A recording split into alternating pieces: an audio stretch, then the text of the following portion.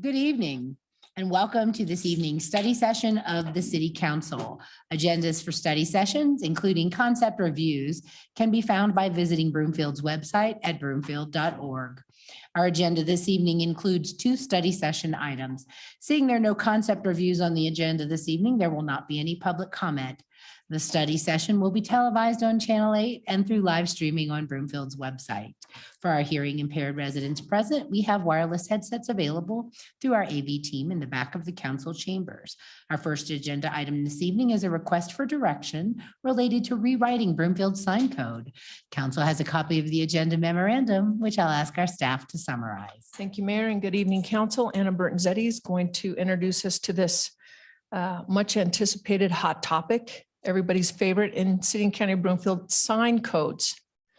Ms. Burton-Zetti. Thank you. Good evening, Mayor, Mayor Pro Tem, City Council. It is an exciting topic. Signage is a big part of our built environment. So tonight we're going to have a discussion about modernizing Broomfield's sign code. I'll be joined by Ms. Hartman from our City Attorney's Office, as well as Mr. Rowe from the Planning Division. Modernizing, if I could have the next slide, please. Modernizing the sign code was identified as one of the long-range planning projects that we'd be taking on in 2023. This is to help address ways that technology has changed, the industry of signage has changed over time, improve the usability of the sign regulations, address areas where Broomfield often sees variance requests through our site development plan process, and to ensure that the code meets the needs of Broomfield community as it is today, because it has not been fully amended in a very extended long time. Ms. Hartman will be discussing in more detail some of the changes to the legal landscape around sign regulations. And then Mr. Rowe will be walking us through some of the key areas of change in the draft ordinance that was presented this evening for feedback. The draft ordinance will be revised based on the input that we received this evening, as well as through the engagement process with the community. And with that, as an introduction, I will hand it over to Ms. Hartman for the continuation of the ways the legal landscape has changed. Thank you. Thank you. Thank you, Mayor, Mayor Pro Tem, City Council, Courtney Hartman with the Attorney's Office. So if we're going to talk about the sign code, get excited. We have to talk about the First Amendment. So unfortunately, we can't get away from that. You can switch to the next slide, please. So one reminder that I want to make as we talk about the First Amendment, remember the First Amendment regulates what the government can do. It does not regulate what private parties can do. So the First Amendment does not apply to homeowners associations or private businesses. It's really applicable to what we do as the government. So with that, next slide, I want to talk about a couple of cases, can't get away from that with the First Amendment, that came before the Supreme Court. And the first one is Reed versus the Town of Gilbert. And this was a 2015 case from the Supreme Court, and it involved a small church that was having services in local elementary schools, and they needed to put up some temporary signs on Saturday before their church services to show where their service was going to be that week.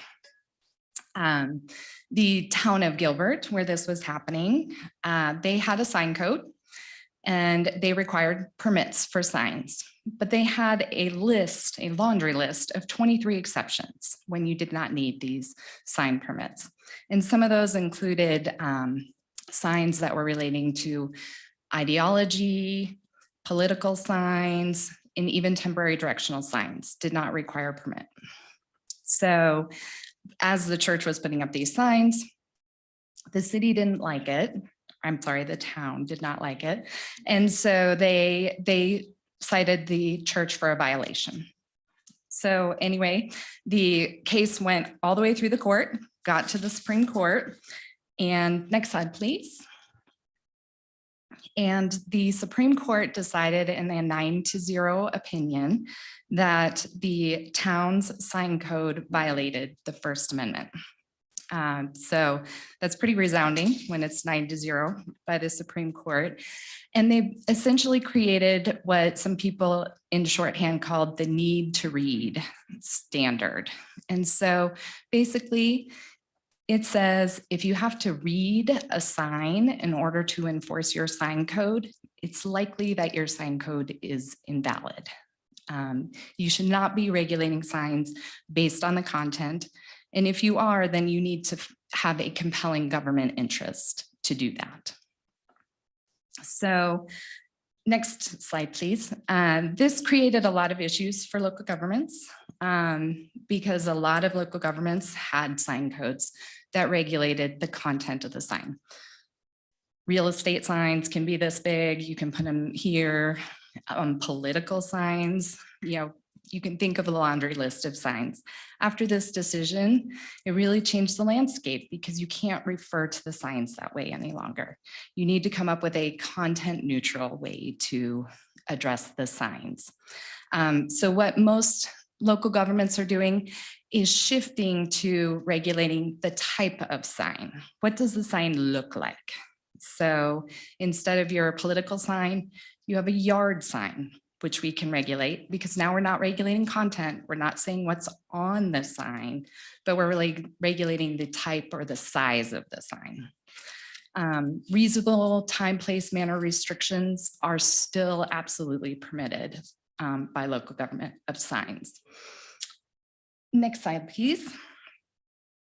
The Reed decision called into question some of the previous lines of Supreme Court cases. There's a whole line of cases surrounding commercial speech, and those just divided a distinction between on-premise signs and off-premise signs. So if you apply the need to read standard from the Reed case, if you have to read the sign to see if it's an on-site or an off-site sign, arguably, you can't do that anymore. So that there were some concerns after the Reed decision that there would be some problems. Luckily, we got another Supreme Court decision in 2022, and that's the Austin versus Reagan case. Next slide. And in that case, this very question came up. An advertising company wanted to change their billboard sign that was off-site and they wanted to digitize it. The city of Austin had a sign code that said, no, you're not allowed to have off-premise commercial signs. And so the sign company said, hey, after Reed, I'm gonna go and argue that you have to read the sign to tell if it's on or off-premise. And I'm gonna determine that this regulation is invalid. So the Court of Appeals actually agreed with the sign company and the case went to the Supreme Court. Next slide, please. And at the Supreme Court, they said, luckily for us as the local government, no, we disagree. If you have to read the sign, but you're just reading it to draw a neutral location-based restriction, that is still permissible. What you're not allowed to do is to regulate the topic or the actual message of the sign. So it kind of draws back a little bit on the Reed decision and gives local governments a little bit more comfort when they're trying to regulate signs. So really after the City of Austin case, what we have is we can regulate on and off premises signs, and it's really akin to an ordinary time, place, manner restriction that courts have routinely upheld in the past. So next slide. So really what we've done with our sign code update, which Mr. Rowe will go into more detail on, is taken these Supreme Court decisions in mind as we try to craft and update our sign code. So we're really looking at some reasonable time, place, manner restrictions, keeping them content neutral so we don't have to read that sign to regulate what we're doing. And try to keep everything as in line with the First Amendment as we possibly can. So now I'll turn it over to Mr. Rowe to tell us what we actually changed. Thank you, Ms. Hartman. Can I get the next slide, please? Good evening, Mayor, Mayor Pro Tem, City Council, Brandon Rowe, Principal Planner. As Ms. Hartman noted, the legal landscape has changed dramatically in the last few years. And I'm going to go over sort of the key points of what we did to change our code or propose to change our code. So the first item is non-conforming signs. The draft ordinance is written to allow existing signage that's in place and not compliant with the new proposed code to remain in place. That this is being done to allow for a transitional period for existing businesses. It also prevents a financial burden on businesses or residents in Broomfield to have to transition over to a new sign. New categories of signs, as Ms. Hartman noted, we can't regulate based on content. A number of Broomfield sign types that are in the code today are content-based. Examples she gave were real estate, political, construction signs. So the new regulations are focusing on the type of sign rather than the content. As a result, the categories have been revised to be aligned with the legal parameters. And all of our existing signs have been filtered into these new categories. Prohibited signs, consistent with our current code currently prohibits a number of signs. We are maintaining those prohibitions. We've added some clarity to make it a little easier for implementation of the code. We've also added that inflatable signs and signs on utility poles and trees are prohibited. We've preserved that billboards are prohibited, so not moving to allow large signs on roadways. Signs requiring a permit. The permit process is remaining consistent for the permanent signs. Updates were made for clarity and to address electronic submission and email considerations, finally hopping into the 21st century. Digital signs were largely unaddressed in our current code. So the revised regulations have been updated to modernize the sign code and address the realities of electric and digital signs.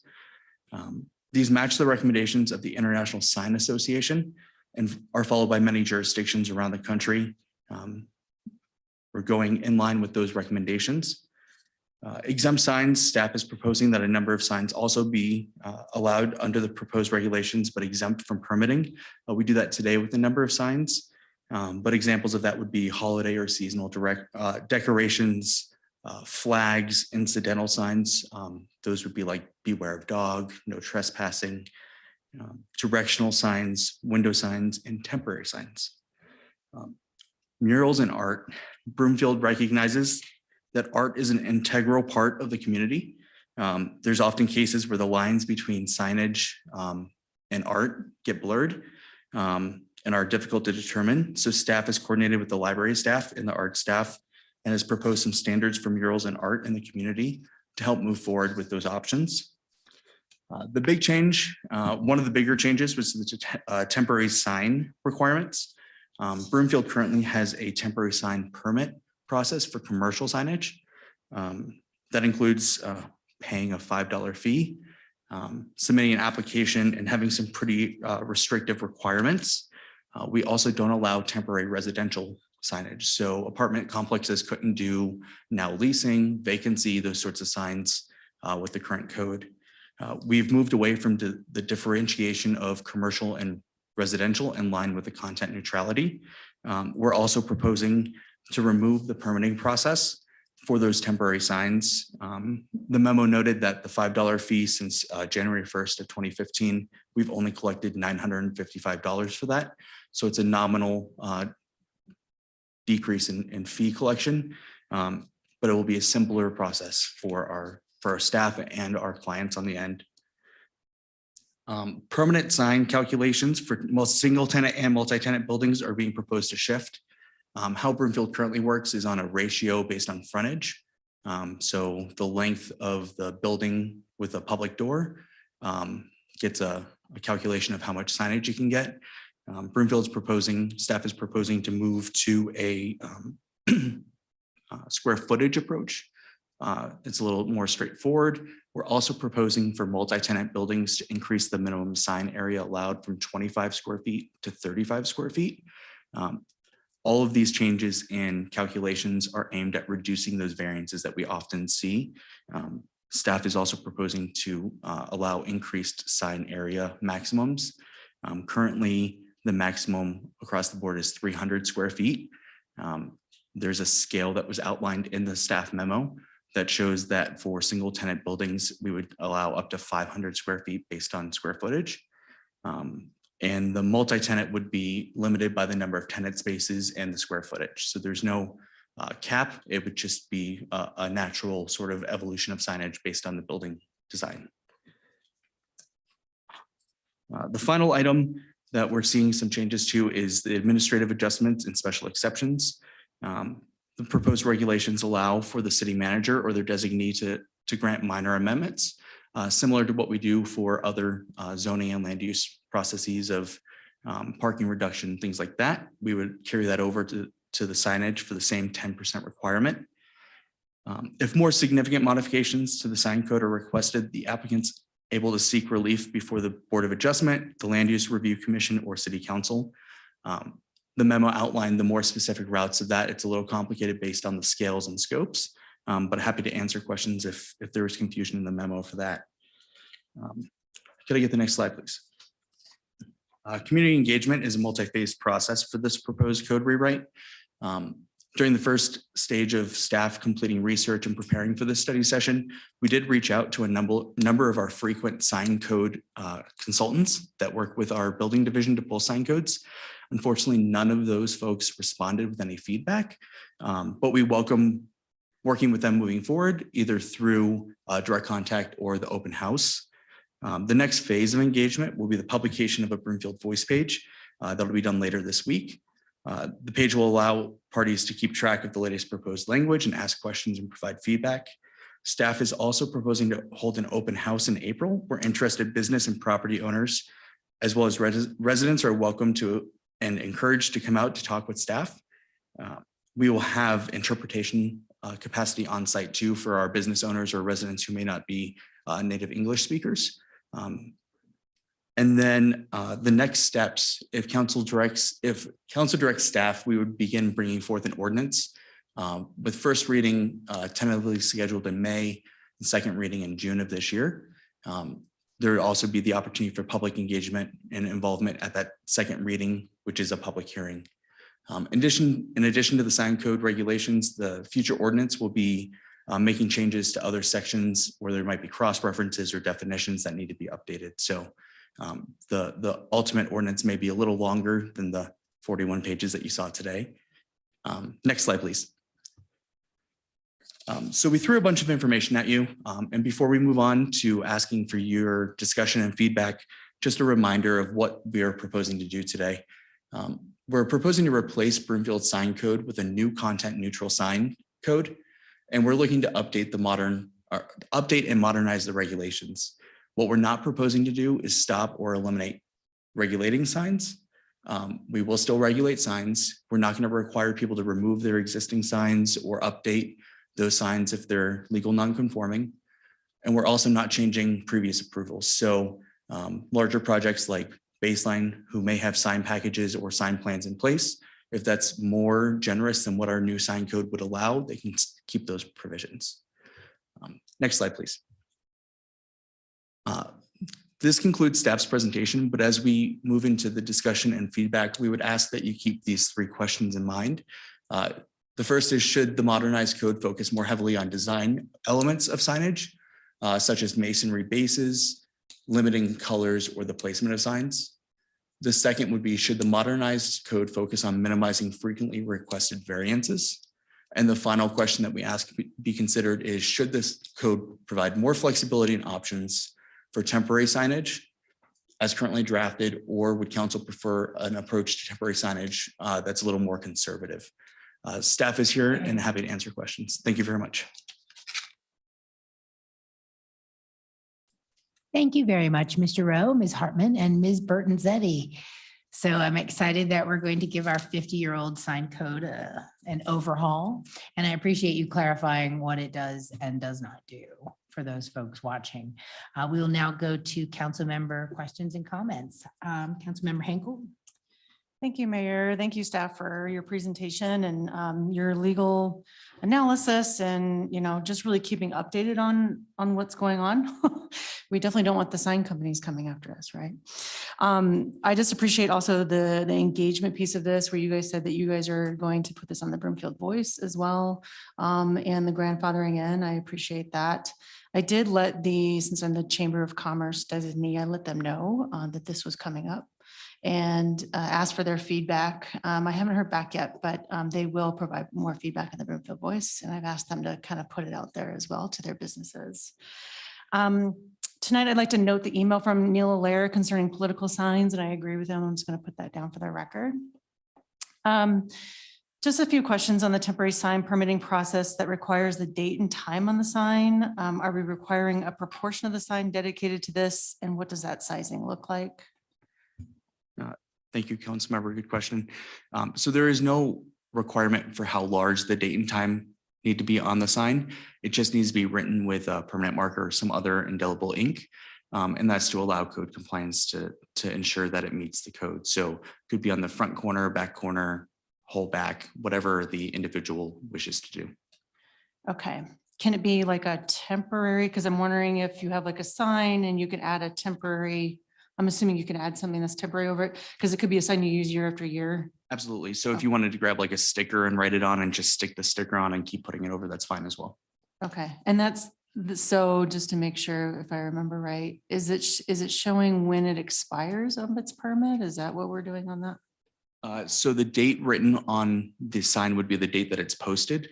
And that allows code compliance, if there are complaints, to be able to calculate the time frame. So temporary signs, 60 days, they could look January 1st. If it's up April 1st, they know that it's expired. Okay. So it's almost like we're putting chalk marks on the tires of someone parking there, right? And we're kind of determining that. Okay. And then page 6, where it says permanent signs for single tenant buildings. I like the idea of square footage, as the square footage increases. I know that some businesses in our ward, in Ward 5, particularly off Highway 7, one business was upset that another business had a larger sign, but then he realized they probably have more of a length on the outside. One thing that I was just concerned with, and I don't know if this has been a concern, and this is just sort of input, but businesses along the faster highways, I would think would want a bigger sign because you're driving at a faster pace. So I would like staff to research a variance possibly for faster roads that would require larger signage, because you don't take much reading time if you're going 25 miles an hour versus if you're going 65. I think that's something to consider. Have you guys looked into that at all? I don't know. We have not, but we're Okay. happy to do that moving forward. Okay, thanks. And then I think going to your question on should the modernized code focus more heavily on sign design elements such as masonry, bases, limiting colors or placement? I would say it would be, I think we're kind of going into those areas where we just told them a while ago, all of our marijuana companies, like, hey, you can't have these green plus signs. And that was a huge, I don't know, legal issue, I think. So I think I'm really hesitant to like put and say that you have to have this limiting colors, possibly maybe to match the establishment. I don't know, but I really kind of hesitate on doing that. Let's see here.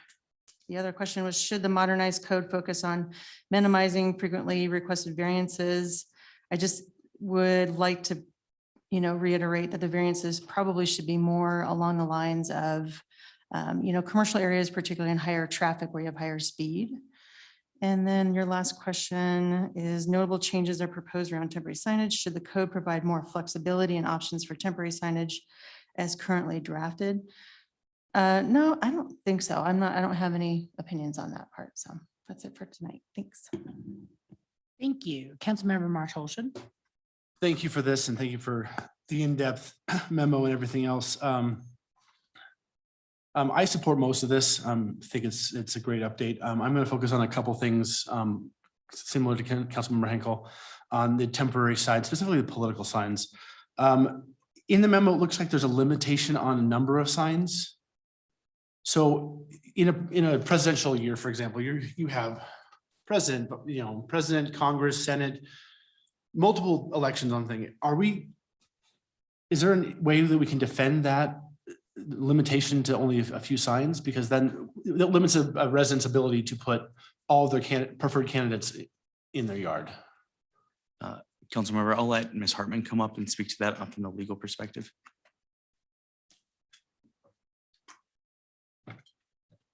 Yeah, so again, reasonable time, place, manner restrictions are upheld so routinely by courts. So, so long as we're not prohibiting signs, if we said, no, you can't have any political signs, I would be much more concerned. We're not.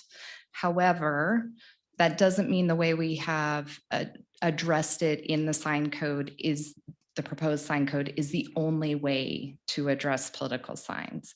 So right now, I think the proposal, and correct me if I'm wrong, Mr. Rowe, would be typically for yard signs for residential property, you could have 2 for 60-day period, and they can be up to 16 square feet in size. And if you guys are thinking of what 16 square feet looks like, if you look at the square cloth behind the city attorney. Yes, there you go. Thank you, Vanna. That is 4 by 4. So that square is roughly 16 square feet. So that leads me into a second question. A lot of times during political campaigns, you'll see candidates have banners that they put on people's fences, for example, and they're usually 3 by 5 or 4 by 8. Would this code then prohibit those? Yeah, no worries. Thank you, Councilmember. So as the code is currently drafted, it does prohibit signs on fences. But if council wishes us to look at it from a different perspective, we're happy to do that. Okay, then going off on the 60-day thing, right now you see a lot of residents that have, for example, in my neighborhood, they have those love is love signs. Those are there year round. So what's prohibit them from having the sign, for 60 days, taking it off, putting a new sticker on it, putting it back? Or a different sign that's identical. They can still, I guess what's the point of the 60-day, I guess, is my question. Absolutely. So this goes back to the concept of content neutrality. So we have to look at yard signs as a holistic approach. It's not necessarily just political signs or real estate signs. It could be any message, positive or negative, or however one may interpret individual signage. So there's nothing to prohibit an individual from sort of working the system or finding that loophole. But Broomfield's code compliance team would be the one enforcing this, and it operates on a complaint basis. Okay, and then also the posting date, whose responsibility is for that? Because, for example, political candidates, you drop off signs at a central location and that person gives them out, or you drop them off, you knock on somebody's door and say, can I put a sign in your yard? Whose responsibility is it to post that? It would be the property owner. Whoever owns the property and has the sign posted on would need to ensure that it's there. Okay. So as I said, I support the vast majority of this. I do not support those at all, what I just stated. I don't support the limitation of signs in residential neighborhoods. I don't support the posting date ordinance because I think that's too onerous for homeowners. It's too onerous for candidates, it's too onerous for everything. And also the fences, I think that's unreasonable especially during, I think that's, during political campaigns and other times. So that's kind of my feedback on it as of right now, but I'm sure I'll have other thoughts. So that's it right now. What page is that on? Which one? Of the 50, the limitations. The numbers? Yeah. It's in in the the chart. Oh. Yeah, which I just lost, but Oh, okay. I'll look for the chart. Next. sorry, That's it's- okay.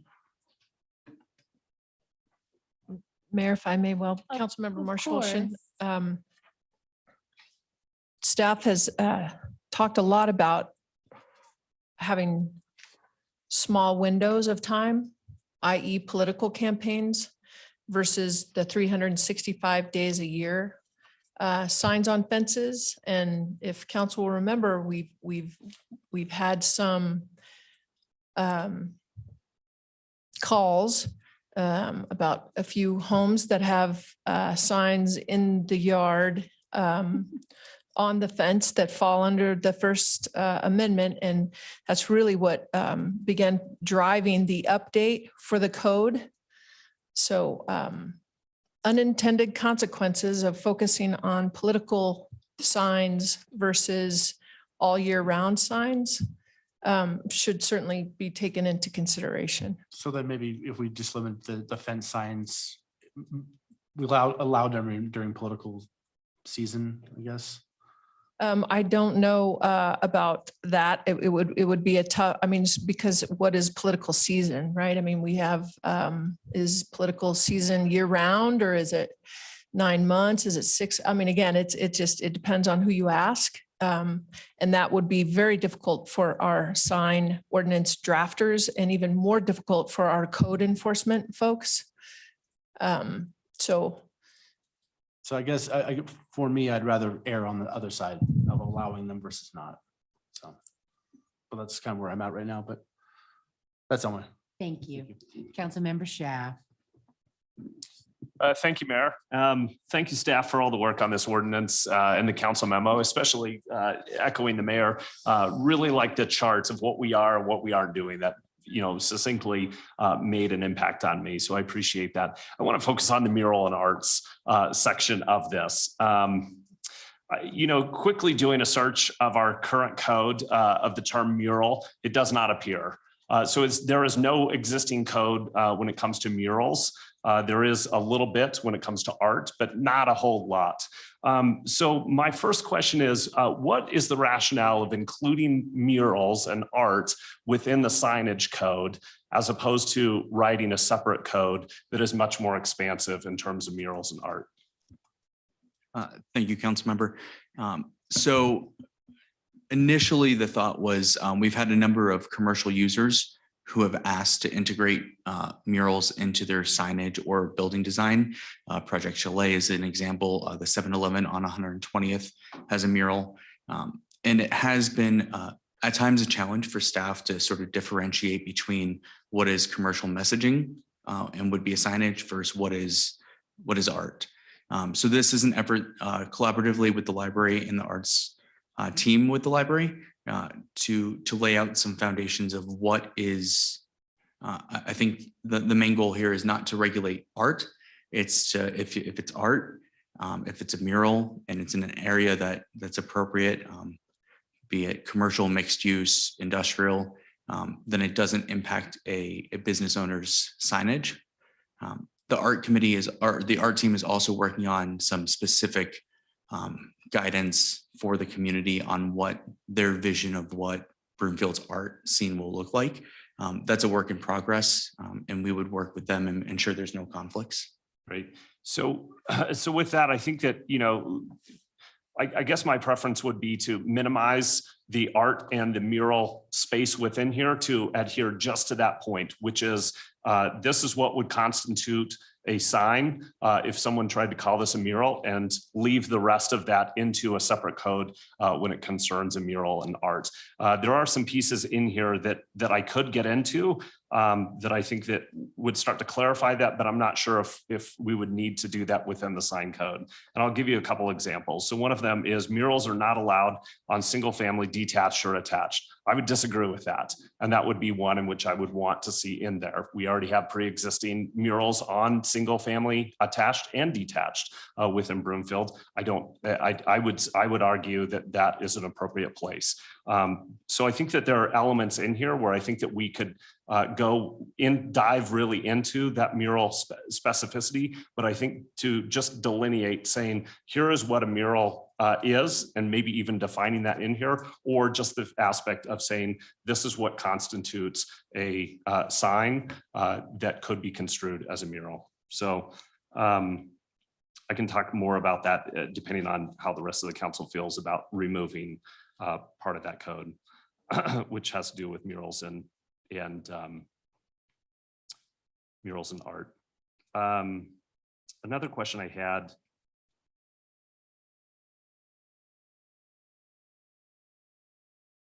concerns, I guess it's kind of around the temporary signs, maybe even some of the permanent signs. Is there a minimal standard of maintenance that needs to be met with these signs? So if the temporary sign is basically deteriorating, it's fallen over, it becomes windblown.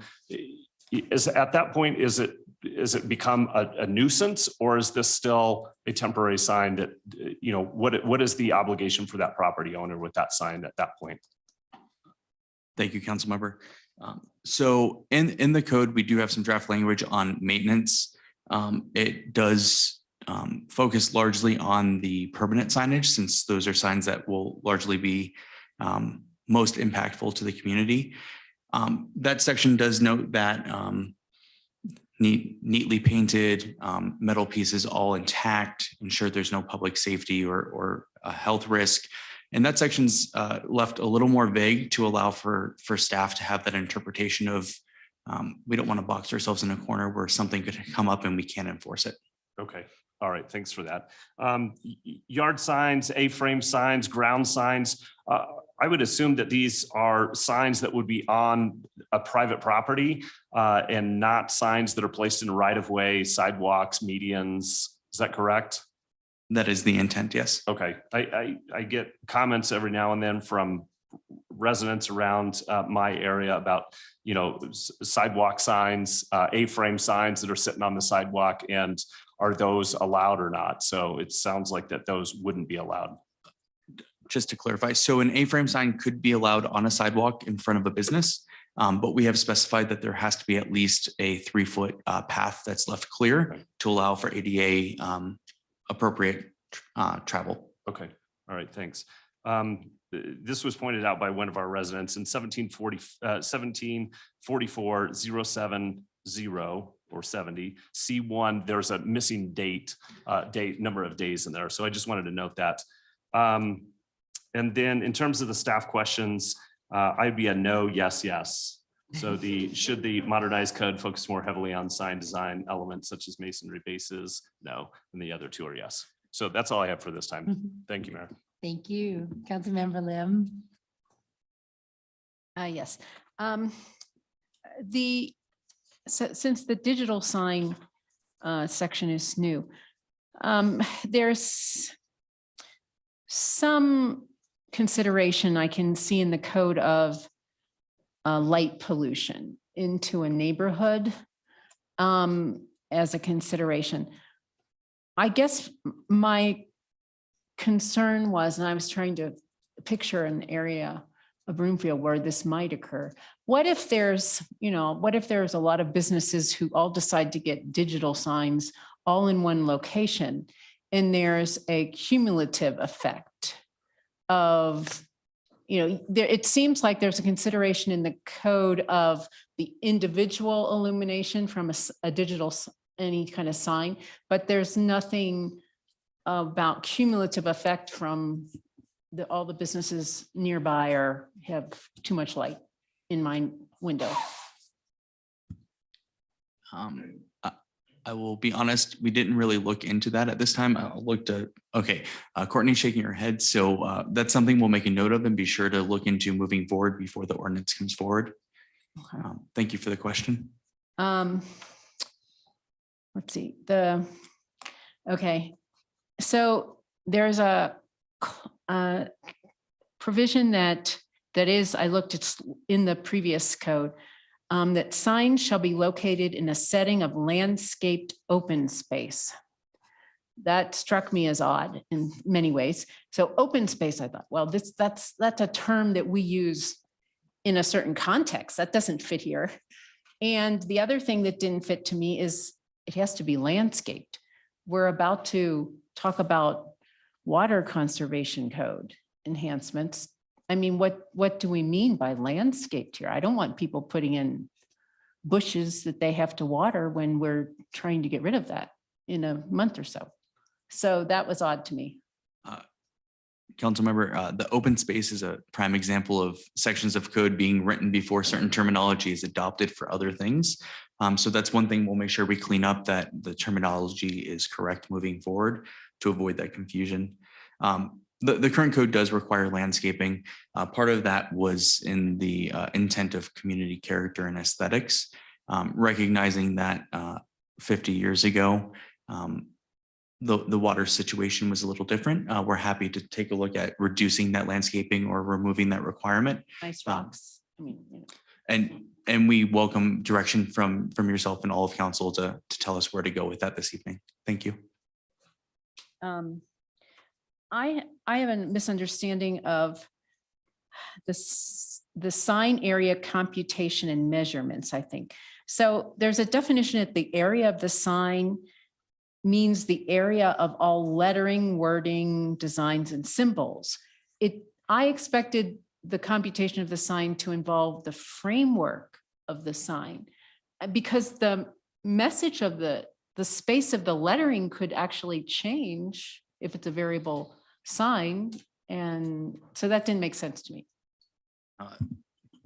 Thank you, Councilmember. So we factor in the letters, logos, items like that. That is the messaging or the content at this point. Oftentimes signs can have large blank spaces. And historically, we have worked to ensure that we allow as much commercial messaging for our businesses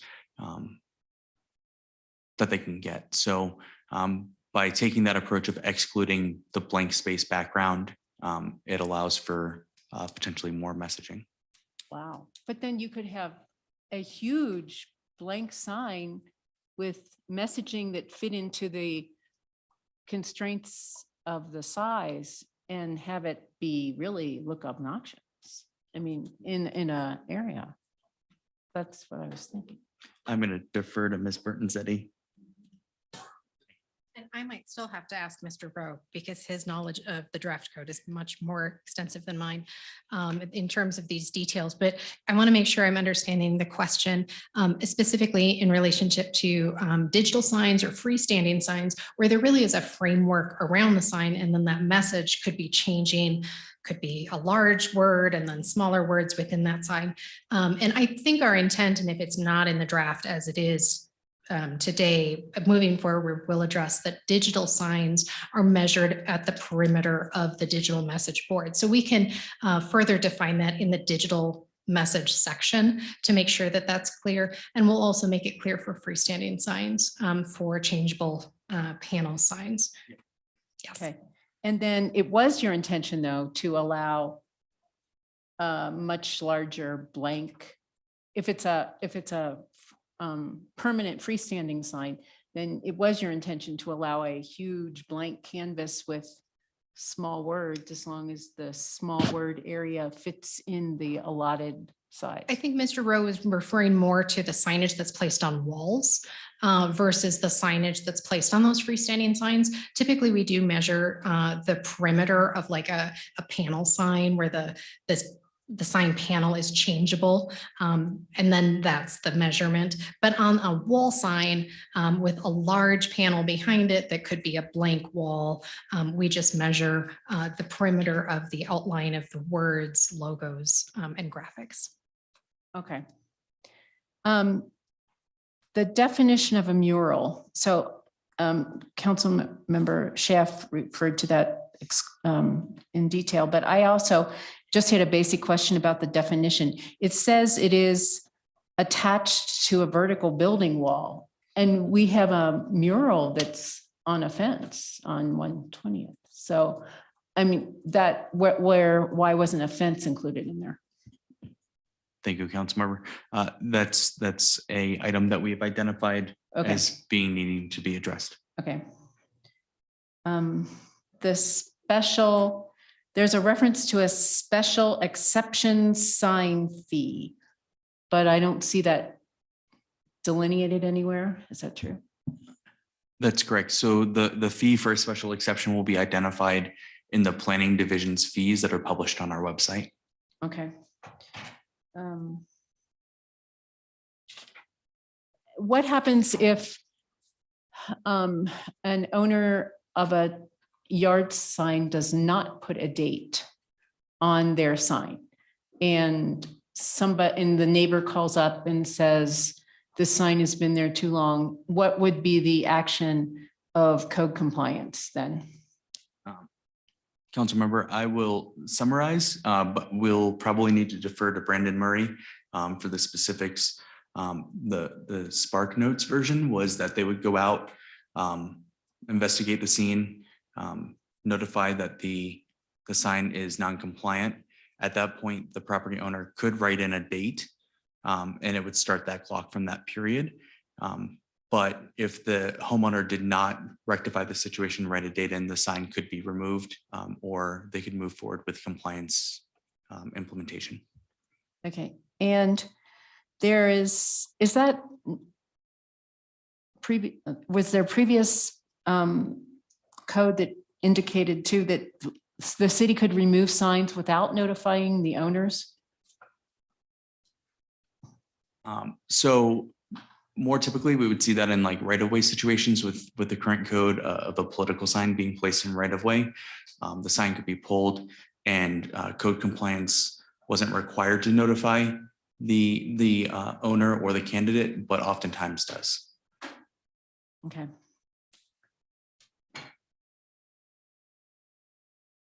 Okay, answers. That actually, I had a question related to masonry. It seemed like you were specifying in the code that monuments needed masonry and ground signs didn't. Is that true? I think it's the opposite. Or is it the opposite? Okay. Yep.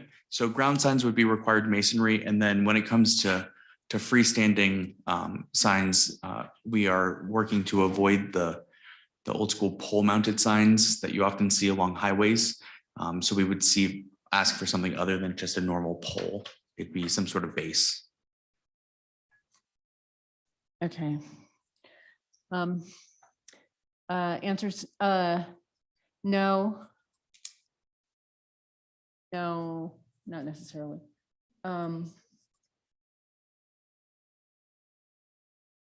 Yes. I'm finished, thanks. Thank you. Can I ask a really quick question about that third question, though? I feel like we're saying something or something else. It's not like a yes or no. Would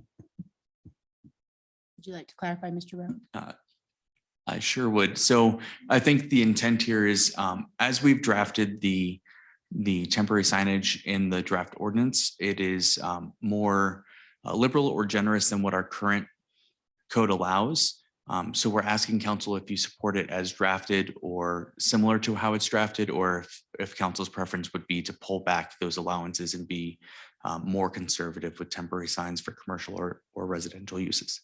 And Councilmember Schaaf answered yes.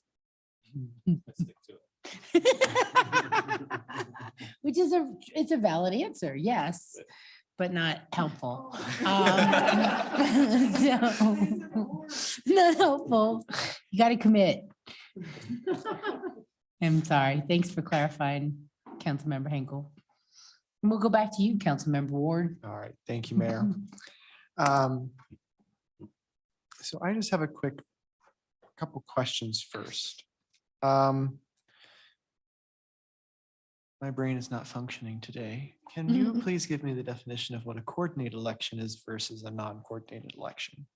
Because I know what they are when you have a separate city from a county, but we're a combined city and county. So I will do that. And if Crystal comes running up, it tells you that I'm doing it wrong. So a coordinated election in this sense is just something that is coordinated through the city and county clerk's office in Broomfield. So it would be the primary that's organized through them. The intent here is to not allow signs potentially for like a metro district that operates its own independent election that's not run through us. Yes. So It just mostly made you- odd year, then you're saying, or coordinated?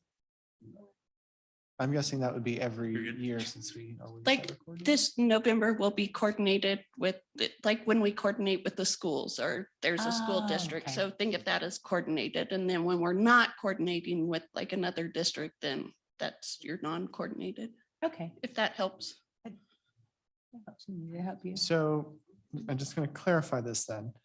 if we don't have a coordinated election, for example, which I guess that would be like a special election of some sorts, would these, never mind, I answered my own question as I thought about it. So never mind.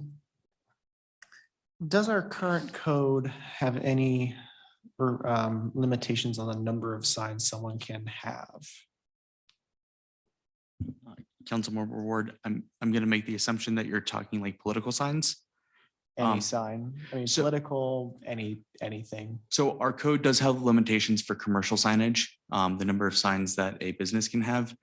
It currently does not have a prohibition or limit on the number of signs, in this case, a political sign that somebody could have on their property. It does have size limitations and time restrictions similar to what we're proposing. Okay. And then I guess I'll just start off with some comments after that. I personally would like to see, like, I'm fine with the limited number of days you can have, like, for example, a political sign up, but I would like to see that probably more at the 90-day mark instead of the 60-day mark.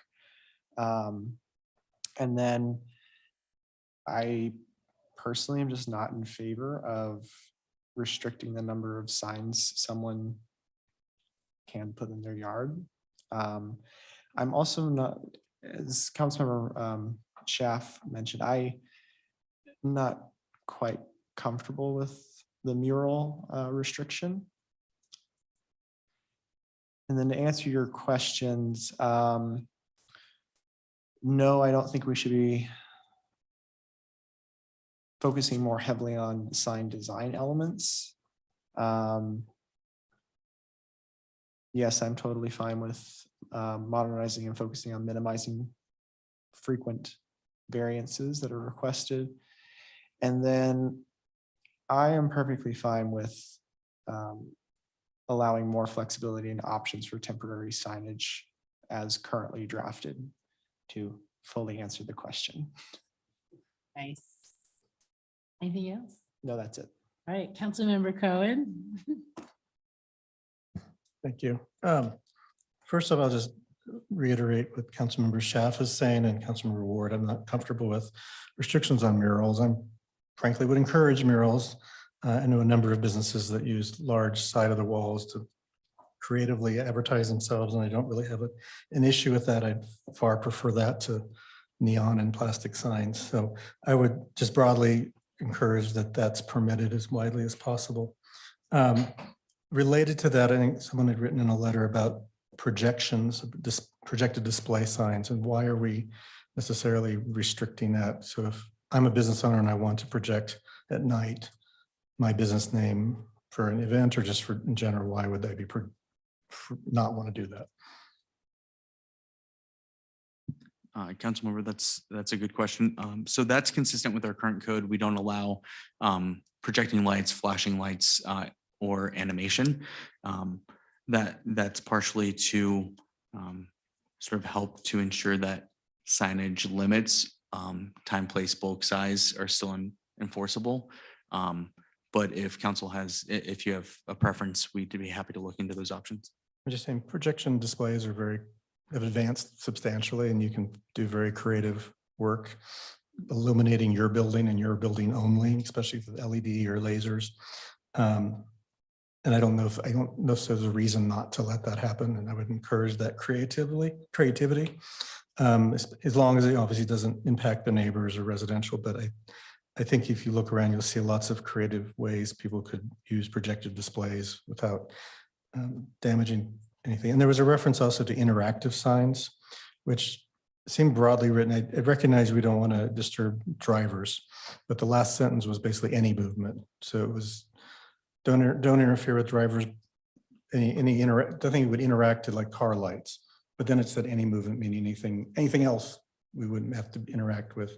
And I could see in parking lots or in pedestrian malls and other uses, there could be interactive signage that would be welcome. And I don't know that we should restrict that. I'm not sure what the reason would be.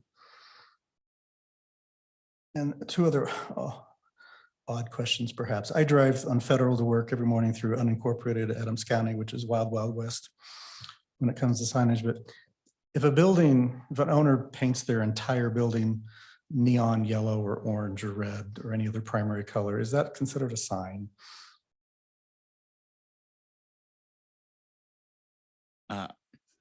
Legal team is shaking their head no. That was my gut instinct too, is it would not be. It draws considered attention signage. to them. Correct. And it's obviously intended for advertising.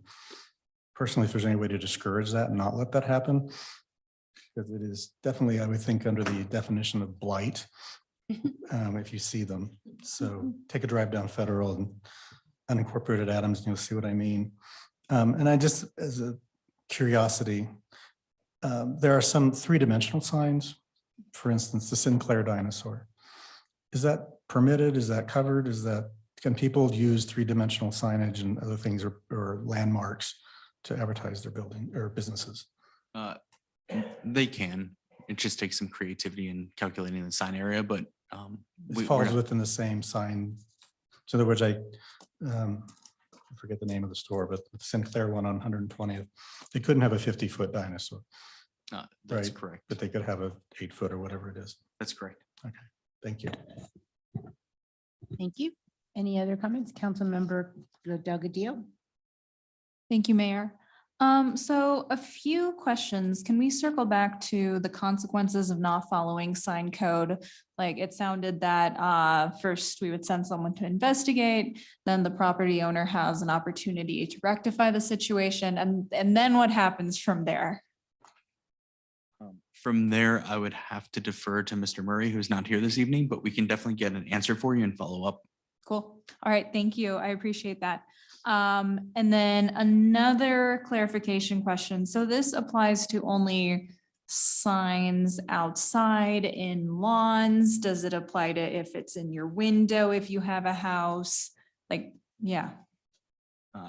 It would not apply to indoor window signs for residential, and then for commercial businesses, there's the window sign discussion in the code where we have a maximum allowance of coverage.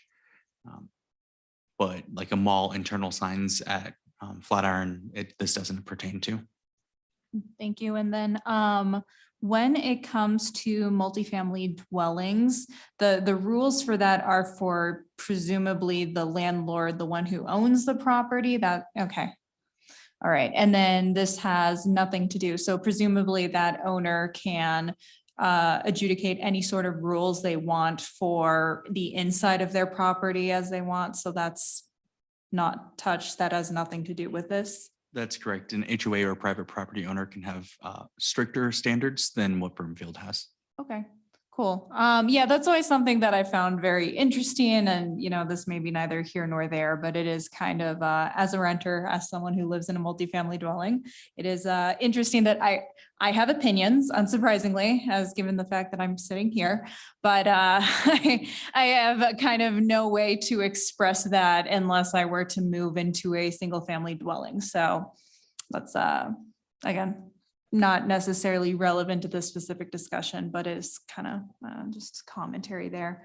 And then follow-up question on your second point here. What sort of variances usually come up that are presumably approved and okay? Yeah. So the main variances that we focused on the modernization are sign area. So the total area of signage, sign heights, locations. So the current code limits the number of signs that can be on a single wall to 3. As proposed in the new code, as presented to you, we removed that restriction to allow more flexibility for business owners to advertise where they feel is best for their individual business. Okay, great. Yeah, I mean, I think if these are coming across your desk and they generally make sense, it's like, it makes no sense for you to have to adjudicate that if things tend to be pretty good. Let's see, was there anything else? Yeah, so I guess the council feedback questions, I can just provide some information. Yeah, the design elements such as masonry, I defer to your judgment there. I think that's very reasonable. In terms of the variances, it sounds like there are a lot of pretty standard things that come across, so that sounds also very reasonable. And then the first part, allowing flexibility, I am generally in favor of more flexibility, especially when it comes to an expression of someone's, First Amendment right? Whether that is having multiple signs around campaign season, many of those sorts of things, or whatever it is, you're right, as a citizen, and I'm generally in favor of not being overly prescriptive about those sorts of things. Great, thank you so much. Thank you. Councilmember Anderson. Thank you. Lost my notes. Had a question here. Okay, so on the first question and the limiting colors or placement, why would we limit? Is there an example of why we would limit colors? Was that just throw that as a suggestion? There would be. It's largely a suggestion. An example could be a particular storage company that's well known for their bright colored sign, which is neon orange. Oh, limiting color, not the number of colors, limiting specific colors to within. Oh, I could see. Okay, so maybe limiting like neon colors. Correct. Oh, I could see the benefit of that as I thought we were limiting the number of colors. Okay, no, I could see us a greater discussion on limiting some of the colors. And regarding the I wouldn't want to get into the masonry bases, but it just seems that the sign should match somehow. Is that already in there though, that the sign should look coordinated with the building? That's something we already cover, right? That's not specifically called out in the code, but that's something that we could look into. Because you want some kind of, without calling out any specific, something that just coordinates with that building, which is what everybody, most people do that anyways.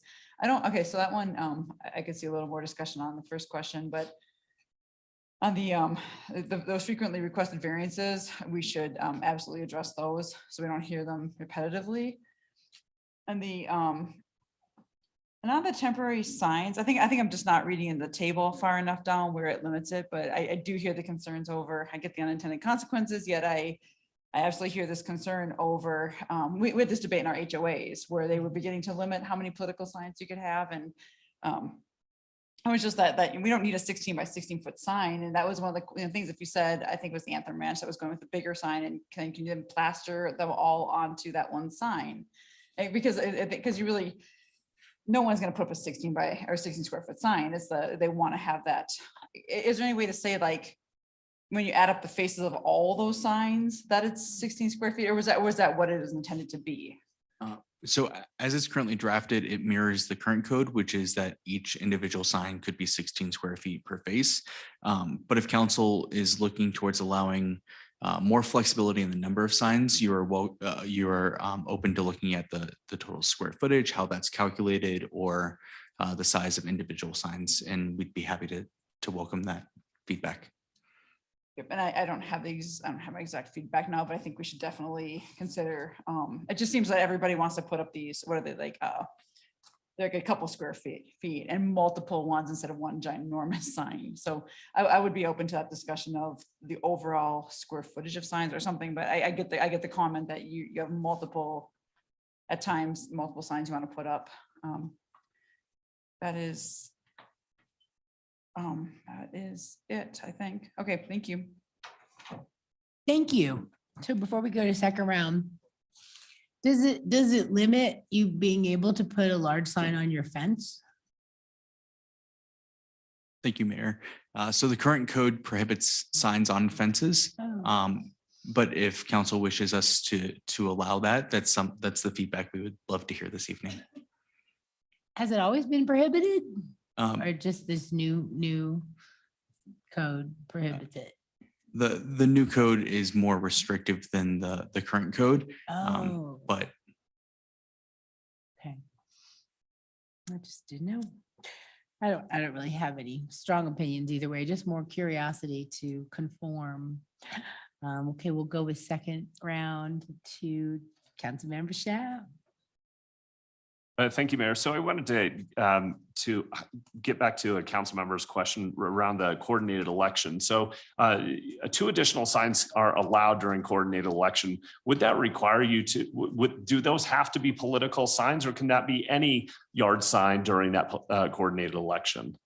That's a great question, Councilmember Schaaf. So because we can't regulate based on content, the yard signs could be any message. So even if it's the 2 additional signs during a coordinated election, it could say anything that the individual posting the sign wanted it to say. Okay, all right. Thanks for clarifying that. I thought that's what was meant, but just wanted to clarify. And then I did have one more question. It kind of has to do with the mural. So I looked at some court cases around the First Amendment limitations on murals and found some good court cases that were out there. And a lot of them came down to this differentiation between commercial and non-commercial speech. And so with that, I just wanted to put this out to my fellow council members, but I do think that we should in the signage code differentiate between those 2 elements of what is commercial and what is non-commercial speech so that we can then regulate murals that are attempting to do commercial speech, right? And that are clearly being used as signage. I think that we should leave murals and art that is non-commercial speech to its own code so that we can fully define that and specify that in greater detail and take some more care as we develop that. But I just wanted to put those 2 pieces out there that I do think that those 2 are different and that there's a lot of court cases to depict that that there hasn't been an attempt made to use murals as commercial speech. So that's all I have. Thanks, Mayor. Thank you. Councilmember Marshall. Thank you, Mayor. I do want to echo what Councilmember Schaaf just said. On the murals, I do have an issue with the mural distinctions in here. And as someone who has studied First Amendment law for quite a while, I have no problem with commercial speech, but I have significant problem with non-commercial speech limitations. Looking at the elections, in any presidential election, there are 9 statewide candidates on the ballot, plus any number of ballot questions.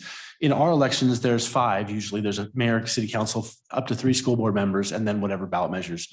I have no problem limiting, like some HOAs do, like 1 per candidate. Is that something we can do? But limiting Candidate or issue. But I would argue that making a resident choose between which candidate or issue they're going to support is a content restriction. So I would not be in favor of that. And also what Councilmember Ward said earlier of 90 days, I think that's, if there's a way we could leave the 60-day, I do think the 60-day sticker on a political campaign post is a chilling impact because a lot of residents aren't going to want to deal with that. So I think that if there's a way we can limit to 9 days before the election, 7 days after, rather than have a sticker on those, I think that was more better for my mind. And then question on the HOA and apartments that got brought up. I know the state has put some restriction on what HOAs can do in that space. Is there any, or do we have the authority to do that? Some states, and I don't even know feds, there was a law, I remember that the HOAs couldn't ban American flag. So do we have the authority to? I would defer that to Ms. Rogers.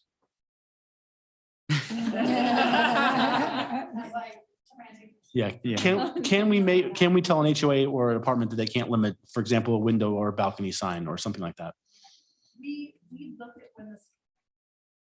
I apologize, Councilmember Marshall. When the HOA law was passed, we actually looked at that exact question. Let me find that advisory and get back to you. Okay. So I have 15 seconds left. So yes, and absolutely yes, more flexibility on non-commercial signs. So thank you, Mayor. Thank you. Councilmember Lim.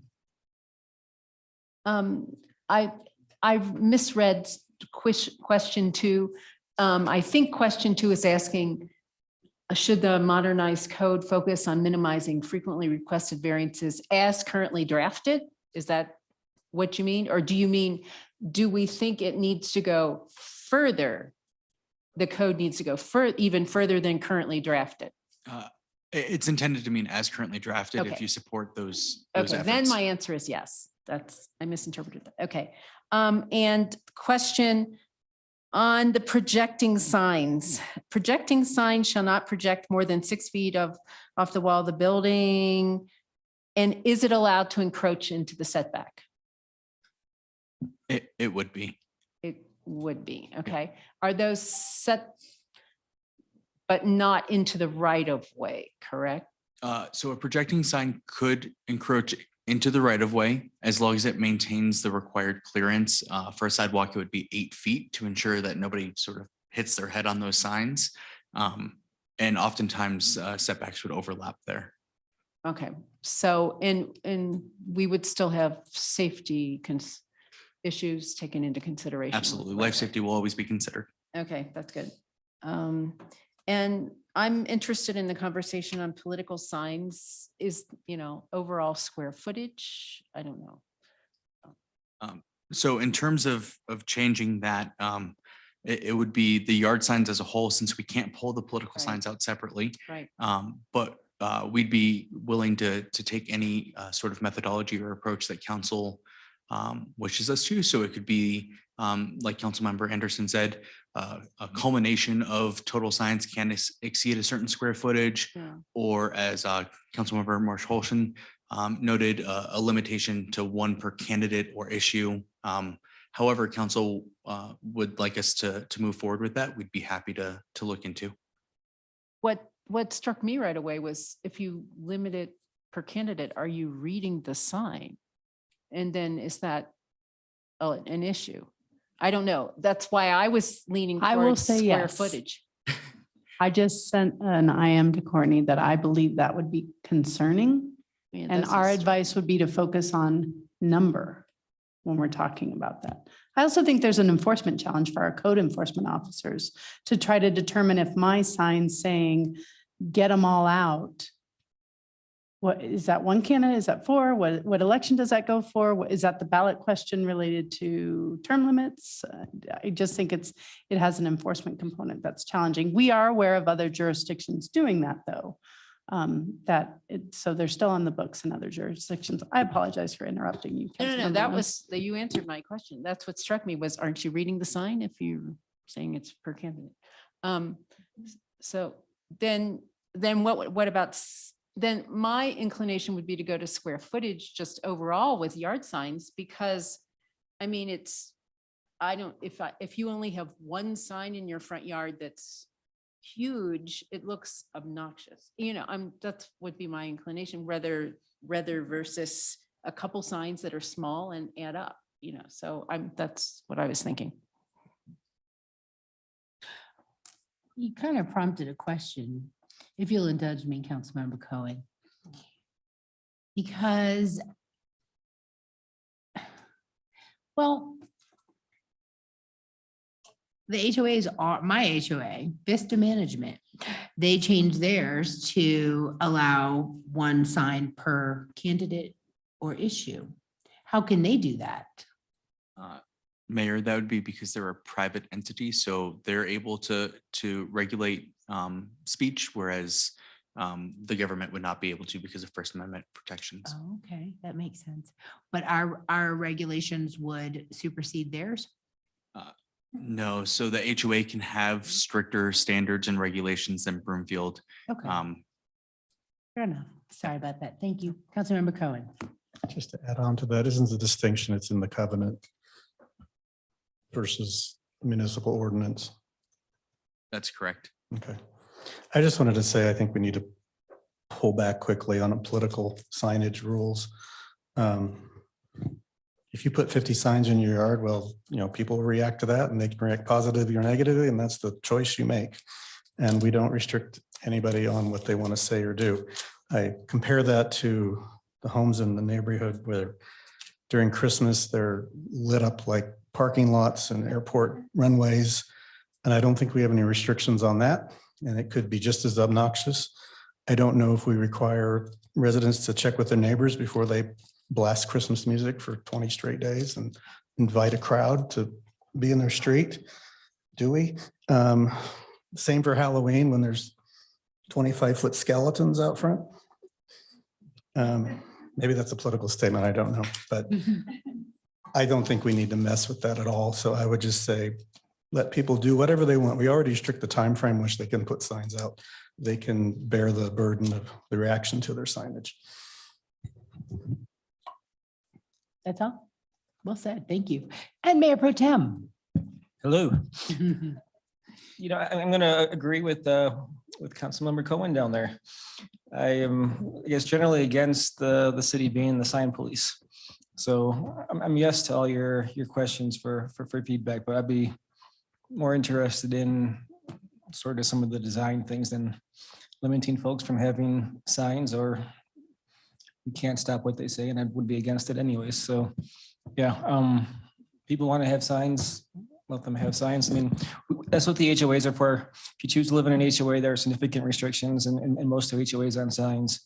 So, and that's a contract, like you said, it's not subject to various federal laws possibly, but it's a contract, and if you choose to live in there, then you agree to those regulations. But as a city, I don't think we want to get into this too heavily.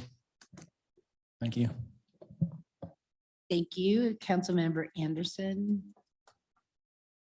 Okay, so I do have a couple more questions now. So if we went with Councilmember Marsh Holstrom's idea of the 9 days prior to the general election and 7 days after, is that moving into that political campaign? Because you're not reading the sign, you're just saying during this period of time, we're going to allow you to have those extra signs. Is that, because you're not reading them, it's just that in that period of time, the code enforcement would know that we're going to allow some extra signs. And they could be political or not political. That's great. We could do that. Okay, so we could, because I think that's actually, we keep hearing this come up, and it came up in the discussions with the HOAs, that there are some people that want to put up multiple signs. So I'd be, if that's acceptable, I'd be in favor of the that period of time allowing the extra signs. And then on the fences, if we were to allow the signs on the fences, only if you own the fence, like we have a fence, but we don't own the fence. So that'd be signs on fences that you actually own would be the. Is that how that would, I mean, I'm assuming that that's up to the HOA or somebody to say, we don't want your signs on our fences. That's correct. So if the fence is owned by somebody else, they could take that sign down if they didn't approve it. Okay. And then I think that's it. And I'm in favor of something on this square footage. I wouldn't want to see somebody with 16 square foot signs. I mean, that'd just be too. So I don't know how to do it, but I get the enforcement part, but I'm open to that discussion of how do we limit. How do we put that limit in place so that it's reasonable for those that want to put up multiple signs? All right, thank you. Thank you. Anyone else for second round? Councilmember Delgadillo. So circling back to the HOA discussion, do we actually have any information on how many places currently have really restrictive signage? Because it's one thing to say that one could choose to live in a place that doesn't have restrictive rules about signage, but if everything has restrictive rules, that is a theoretical, not real right then that someone would have to express themselves. So we do not have the culmination of all of the covenants for the individual HOAs in Broomfield. They're documents that a potential buyer would be able to read into before purchasing, but the city's not a party to that, so we don't have that information. Okay, thank you. Thank you. They're all pretty different, because I remember when people asked for signs, they all told me different max sizes from different neighborhoods. So you have to kind of check in with that, but maybe it's considering limiting signs to the small standard political signs. Those can be unlimited, but limiting the larger one, that's what people are having an issue with, the big ones. Something to think about. I don't know how y'all feel about that, but okay. Anything else for the good of the cause? We appreciate all of the work that you're putting into this. It's a lot to unpack, but I hope you got good direction to move forward. We did. Thank you. All right, wonderful. Thank you, Mr. Rowe and Ms. Hartman and Ms. Burton-Zetti. Our final agenda item this evening is a discussion of potential changes to the Broomfield Municipal Code regarding alcoholic beverages. Council has a copy of the agenda memorandum, and I'll ask our staff to begin the discussion. Thank you, Mayor. And making their way down to the podium is City County Clerk Crystal Clemens and Joel Heine. Joel is multitasking on many topics this evening. Mr. Heine, I'm assuming that you'll be backing up Miss Clemens. Yes. Good evening, Mayor, Mayor Pro Tem and council members. Joel Heine, Assistant City and County Attorney, is tag teaming with me tonight to get this discussion and answer questions on the potential changes to the Broomfield Municipal Code on alcoholic and liquor and fermented malt beverage licensing chapters. All right, if we could move to the next slide, please. So let's start with why we're calling this an alcohol beverage. You'll notice that's a pretty significant change and frankly, an awkward one to get used to until you use it a few times. I said alcoholic because I thought it was a mistake and you had written, my script says alcohol. Correct. So we are proposing changing this to alcohol beverage. The state defines an alcohol beverage to include a fermented malt beverage or a malt, vinous, or spirituous liquor. So that's everything. So by state law, the bucket to cover all of these types of beverages is called an alcohol beverage. And so if we could move to the next slide, please. So we have 4 categories that we are asking for council's direction on tonight. The first category is really just cleanup consistent with recent changes to state law. These are both pretty straightforward. Proposition 125, which came into effect March 1st, changed the fermented malt beverage license to a fermented malt beverage and wine license. So staff is simply proposing to clean up the code to make sure that we are accurate in our license term there. Additionally, a bill out of the General Assembly last year limited manager registration obligations and reduced the maximum registration fee. So we are proposing changing our code simply to be in line with that. It only now applies to hotel and restaurant, tavern, and lodging and entertainment licenses, and that fee is capped at $30. Moving on to changes to allow more efficient operations. The first and really the major one is that we are proposing merging chapters 528 and 532 of the Broomfield Municipal Code to really cover all alcohol beverages. Again, state law is moving more and more progressively toward them all being regulated in the same way anyway. And frankly, 528 and 532 were nearly verbatim to each other anyway. So this really does just make it much more efficient for staff to operate. We are also requesting on the neighborhood boundary settings for new license applications that be in the clerk's office now. That could reduce the new application process by 30 days for new applicants. Right now, the way they submit it, they have to do the boundary setting first. So that's one meeting, and then it's a whole nother month before they can do the public hearing. So just kind of to expedite that process. The other is allow the clerk's office to renew tasting permits without major changes. Next slide, please. On the tasting permits, part of that is what we're wanting to do is make it more consistent with state and clarify when permits expire. And then applicants that apply for the tasting permits just have it at the time they renew their liquor license. We also, in the memo on this one on expanding the LLA member ineligibility to include alcohol, tobacco, marijuana licenses. Originally, we had stated in the memo all licenses, which included like short-term rental, solicitor licenses, all the miscellaneous licenses. But after discussion with the LLA board at their meeting, it was recommended that we just have alcohol, tobacco, and marijuana. And then if a board member has any other license, they could just recuse themselves from the discussion at that time. Right.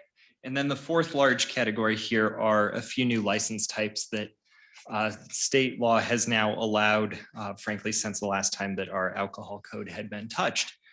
Those include communal outdoor dining areas, and then kind of collectively the entertainment district and common consumption area. So if we could move on to the next slide, let's talk first about what a communal outdoor dining area is. So this originally was a COVID era rule that the state has now made permanent. Essentially, what it allows is multiple licensees to merge their outdoor dining spaces into one jointly controlled licensed area. So it is an area defined by state law, or this is a license generally defined by state law. Each licensee files with the local licensing authority a modification of premises that will then include the joint area. So you have, your actual restaurant, for example, is exclusively under your control for the license. However, if you wanted to merge the patio in front of you and the neighboring restaurant, you could jointly share that patio. Additionally, non-licensed, so non-alcohol licensed establishments may join an association with you and serve their food on your patio. However, really one of the big distinctions between this and a common consumption area is there's no outdoor food or no exterior food. You can't get food delivered. You can't bring your own food onto these patios. This really is just designed to be these couple of restaurants in this area sharing a joint outdoor dining space for their restaurant purposes. Staff is also recommending a local piece to the application whereby the joint businesses would submit a security and control plan. This doesn't need to be a significant document, but it does need to explain how the licensee plan or the licensees jointly plan on controlling their now joint area, how they're going to share responsibility and how they're going to share obligations, just to make sure that they can maintain security control, no outside beverages, no over serving, those kind of things. All right, and if we could move to the next slide. So really expanding on that, let's talk about now common consumption areas, how they're formed, how they're established, and really the process, because this is a pretty significant process for a group of licensees to establish a common consumption area. I want to make very clear that the proposed code changes here do not establish any common consumption areas in Broomfield.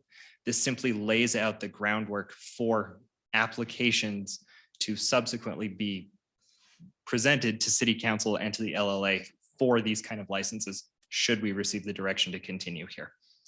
So step number one is that City Council by resolution establishes an entertainment district.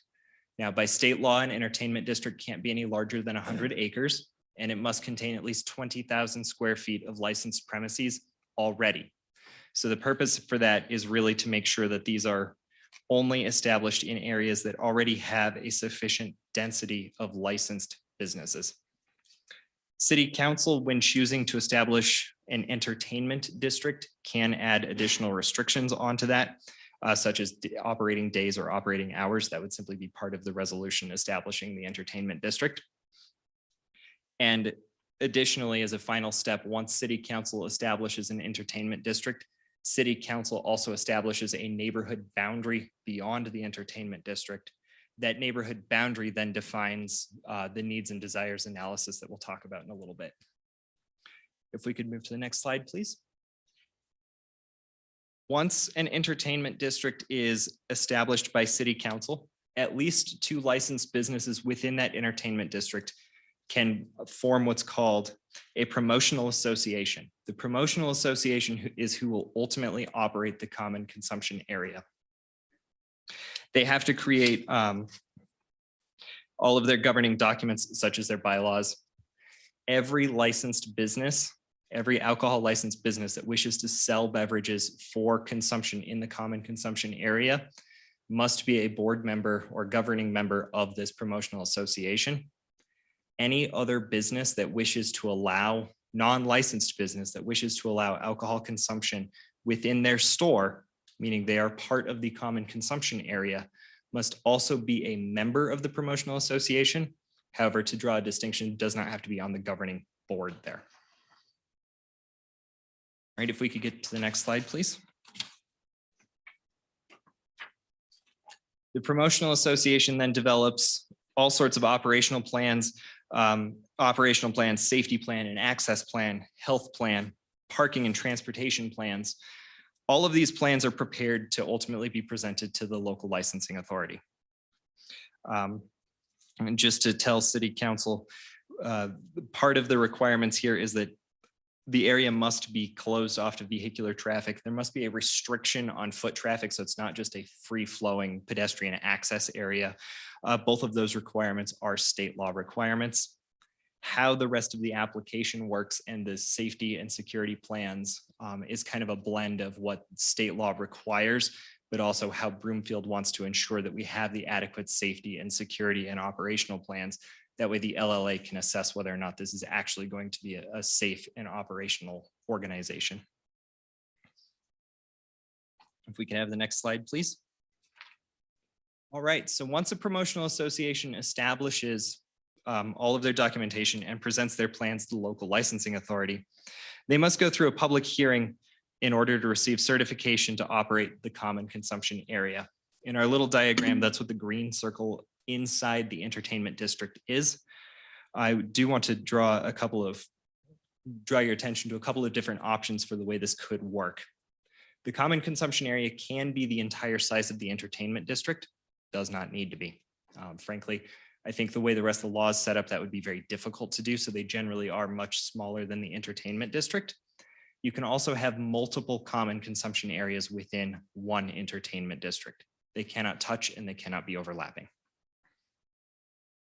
At that public hearing, the promotional association must establish that the common consumption area has the support from the business community and meets the needs and desires of the neighborhood. So it's very similar to an alcohol application in that sense. It's just a much larger area. And again, city council will have established that neighborhood outside the 100-acre or max 100-acre entertainment district. Additionally, they must demonstrate the sufficiency of their plans to ensure that they can actually operate this safely, securely, healthy, prohibit underage drinking, et cetera. If we can have the next slide, please. Once the common consumption area has been operating for a year, and it's an annual recertification. So once it's been operating for 1 year, the first recertification comes in front of the local licensing authority. Now that is a staff recommendation. There is no state law requirement that this first recertification come in front of the local licensing authority. In fact, state law is silent. This is an area that Broomfield can choose how to operate. Just looking at neighboring cities and cities in the area, frankly, they range from city council hears this every year to it's an administrative thing every year. One of our neighboring cities does the first 2 years, goes in front of city council or goes in front of the local licensing authority, and then subsequent ones, so 3rd year plus, can be done administratively. After conversations with the local licensing authority felt that one recertification in front of them was probably sufficient.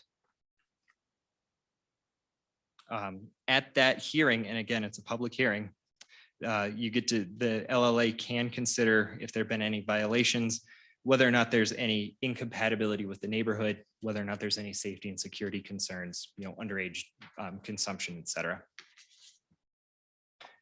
And then finally, if we can move to the next slide.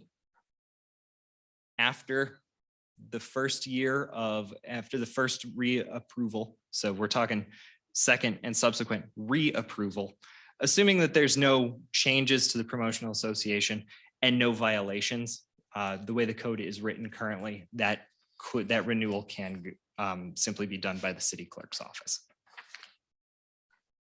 All right, if we could move on to the next slide, please. So I drew this simply as a diagram to give you an example of what a common consumption area could look like. So what you have is essentially an open plaza bordered on 3 sides by stores, bordered on a 4th side by a sidewalk.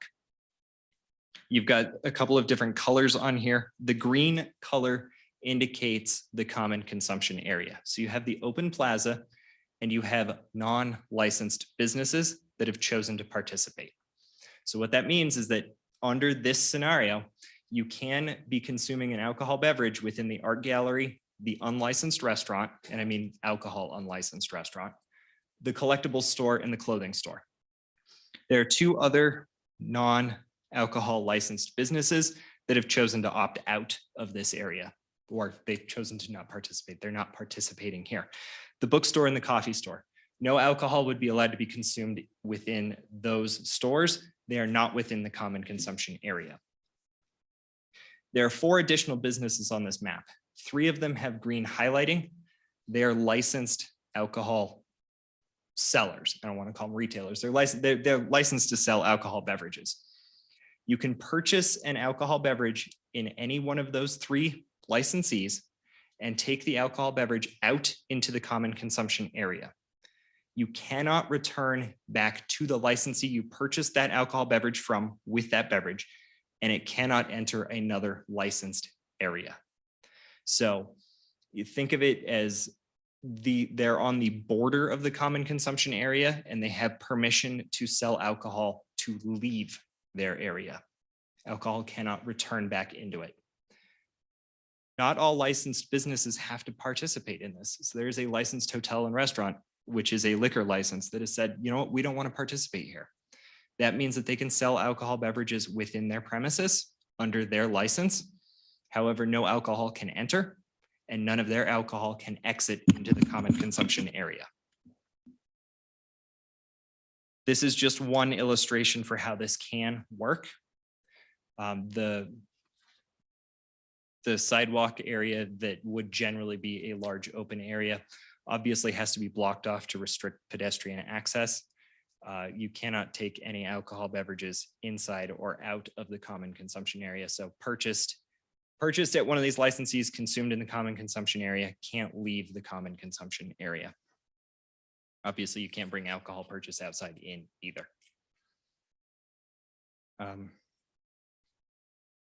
Like I said, this is just one possible way that these can be done. Another common way, frankly, that we've seen throughout the state so far is that these common consumption areas are all contained within one building. Think of essentially a food hall. Stanley Marketplace in Aurora is probably the most well-known example of this. So that really does conclude our explanation of these code changes.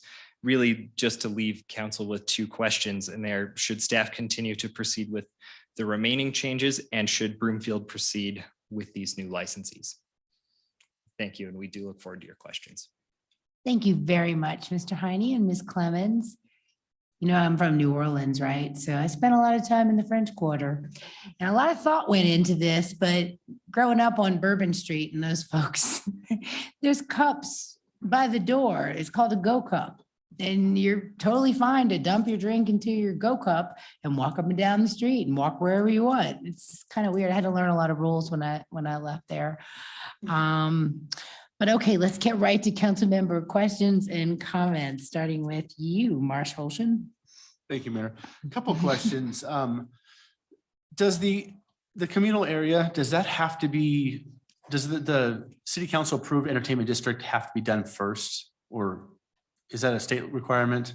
I'm specifically thinking of, you know, I served on local licensing for a year as council and 2 years prior as citizen.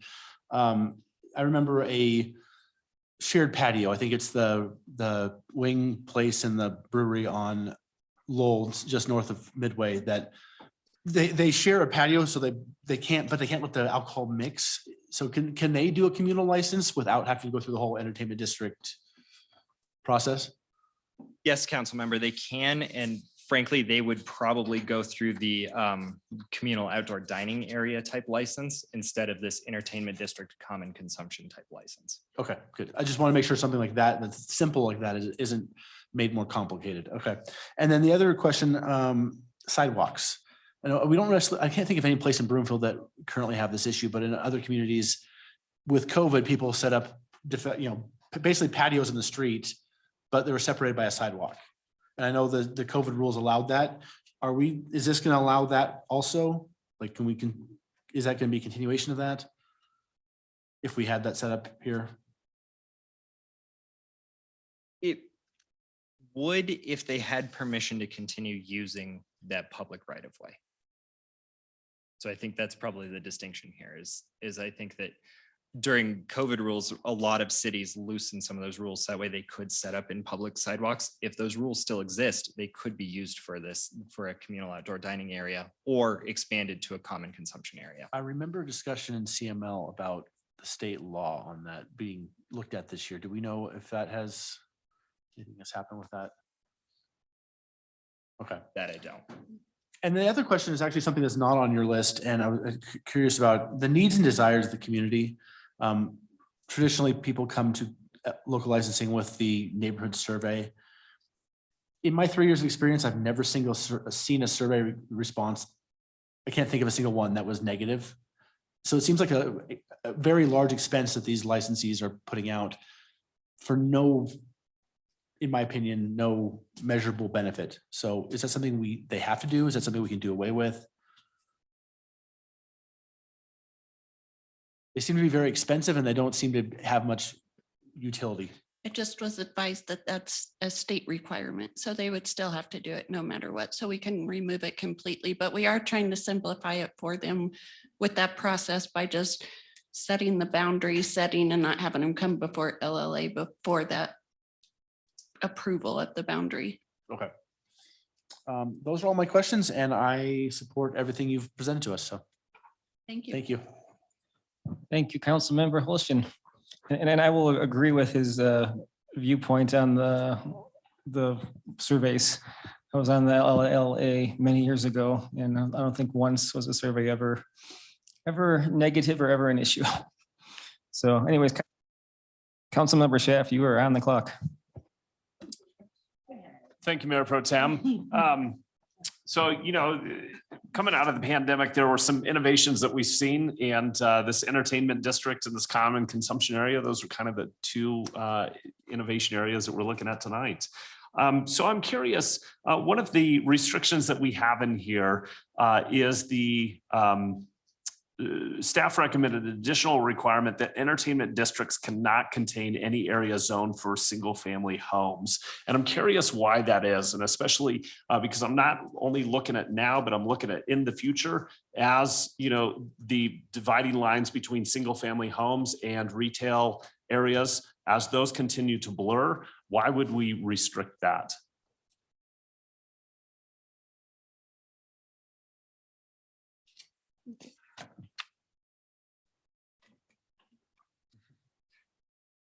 So really looking at the way that the city and county of Broomfield is zoned, the idea there was to make sure that effectively these don't, to cover up enough space, aren't leaching into like R1 type neighborhoods.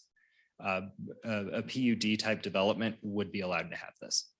That does have mixed use, residential above commercial, for example. Oh, okay. So a PUD would be allowed to have that. But it doesn't talk about PUD, it talks about area zone for single family homes. And that's different though, isn't it? We will double check exactly how we have that phrased. I want to make that distinction clear, right? It's different for, for lack of better term, detached homes versus a PUD that's much more densely developed. Okay. Yeah, I mean, I just think that there will, the dividing lines between those two areas are going to become more blurry.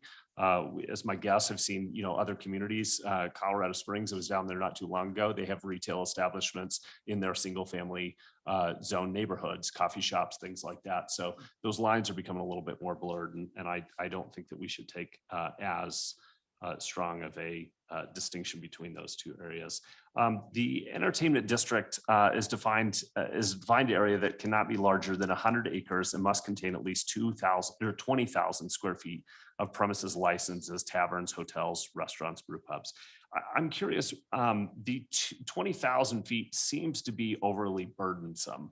And especially because when you look down at the promotional association to form the common consumption, you only need 2 licensed businesses to establish that. And so I'm thinking of some licensed businesses that they are potentially less than that 20,000 square feet. And so now, those 2 businesses can't even form their own entertainment district. So I'm wondering, what was the rationale that we came up with for that 20,000 feet?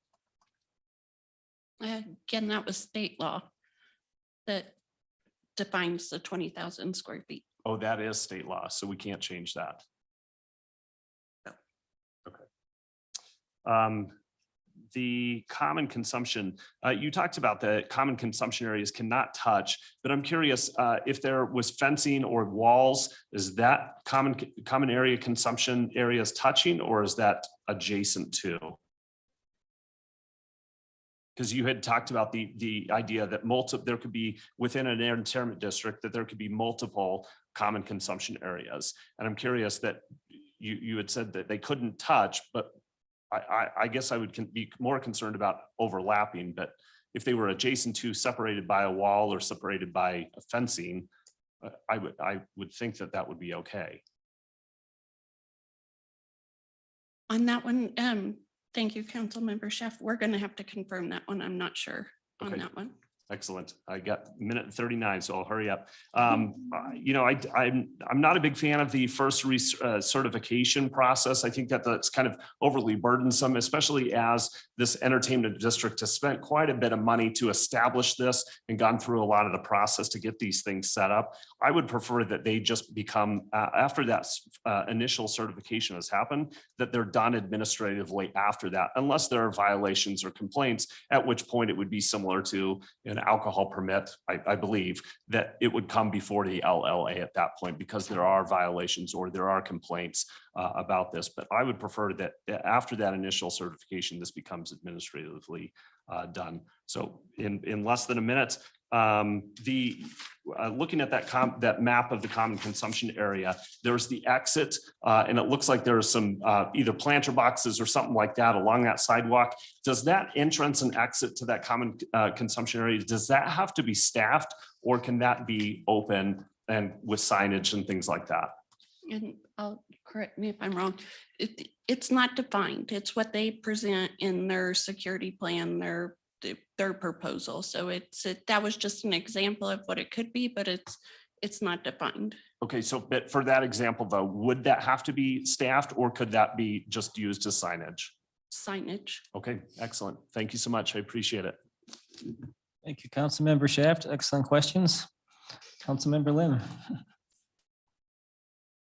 Yes, I guess my concern was on the businesses within the entertainment district who are within the area, within the adjacent or in the perimeter of the entertainment district, but do not want to participate in the entertainment district. And I wondered if that was the concern. There's a note in our memo about the members of the LLA expressing a desire to see additional requirements for the promotional association to designate the boundaries of the common consumption area, as opposed to leaving it up to individual businesses to indicate that they are not participating. Is that note in the memo something that you feel you fully addressed in the draft, or is that something still to be worked on?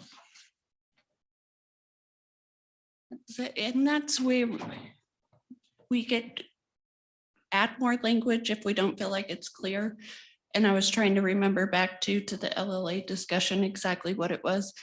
But if I remember, it was the discussion of making sure businesses are aware what they're entering, that you're not starting a new business unaware that you're entering this entertainment district. Or would the business even be aware that that this entertainment district is being formed and it's all their surrounding neighbors are forming it and they don't know it? And they're not informed because they're not part of it. So I was just reminded of the posting requirements that they would have to post the common consumption areas. And then also, again, part of that discussion that the businesses are made aware of what is about to happen and that the entertainment district could be formed, but they wouldn't have to necessarily be part of that promotional association. Mm-hmm. Okay. In the code, when it lists Okay, so when in the code, when it lists the specifications for the application for what the entertainment district has to include, it doesn't list that the businesses in the district that don't have liquor licenses have to be listed. But then later on in the promotional association request, it does have a specification that the businesses that don't have liquor license, all associated businesses have to be listed. So I didn't follow, why was there a distinction? Why wouldn't you want businesses right away to know that the entertainment district was being formed? Okay, thank you, Councilmember. So it's actually a different step in the process, right? Yeah. At entertainment district level, it's really just, is this an area of Broomfield where this could possibly happen in? And at that level, there isn't likely going to be I would say, a real well-detailed formed promotional association at that point, not knowing exactly what the boundaries that city council would put on. But once an entertainment district is established by city council, then you've got clearly defined boundaries. The promotional association going forward would then start to form, create all of their rules and really identify the participating and non-participating businesses for their target common consumption area. Okay. What is the reason that you said that a modification to reduce a common consumption area would not need a hearing, but a modification to increase the size of the common consumption area would? I think that's what it says. I think the lack of a need, really, council member, to go through a whole public hearing if one business simply wants out of this program. If you're just making it a smaller area. Certainly, if you want to expand the area or add additional businesses to it, the goal is to, of course, have the public hearing. Okay. If you were reducing the size of the common consumption area just by reducing the size of the courtyard where everybody mingles and drinks, is that in that reduction in that size would not need a hearing? Is that correct? That's correct, as the code is written. Okay. Was there any consideration of the fact that if you reduce that courtyard area, it's going to impact adjacent businesses because there's going to be a whole lot of people scrunched in a littler space? I guess that was a consideration that I was thinking about, that it might be impactful to reduce that area of gathering.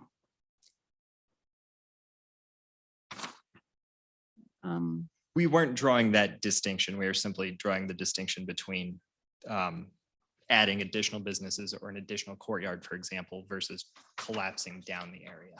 Okay.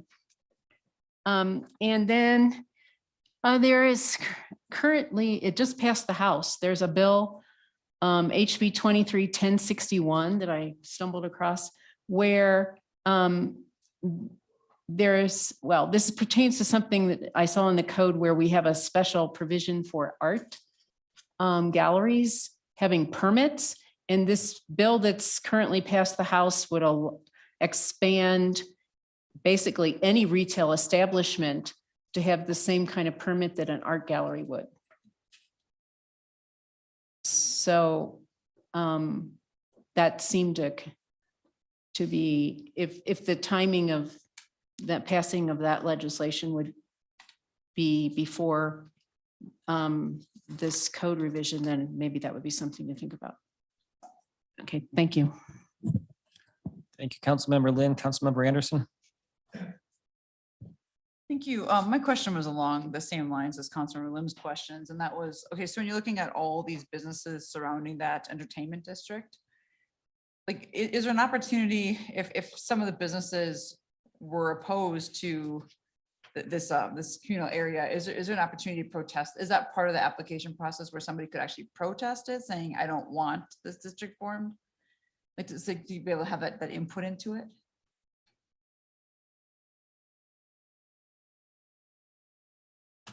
So I guess that's what I would need. Are you talking about at the entertainment district level?